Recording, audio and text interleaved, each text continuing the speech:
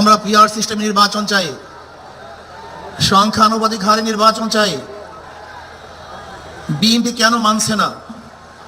BNP তো দাবি করেছে আমরা জাতীয় সরকার গঠন করব, এটা বিএনপির দাবি। আর জাতীয় সরকার গঠন করার জন্য সবচেয়ে ভালো পদ্ধতি পিআর সিস্টেম নির্বাচন। জাতীয় সরকার সর্বদলের অংশগ্রহণমূলক সরকার, আর সর্বদলের অংশমূলক সরকার গঠন হতে পারে একমাত্র পিআর সিস্টেম নির্বাচনের ভিত্তিতেই। তাহলে কেন বিএনপি মানছে না? কারণটা কি আমি তো বুঝি না। অবশ্যই বিএনপিকেও পিআর সিস্টেমে নির্বাচন মানা উচিত। সংস্কার চাই। বিএনপি বলছে আমরা সরকার গঠন করে ক্ষমতায় গিয়ে সংস্কার করব। প্রথম প্রশ্ন হলো এই, আগামীতে বিএনপি ক্ষমতায় যাবেন এই গ্যারান্টি আপনি কে দিয়েছে?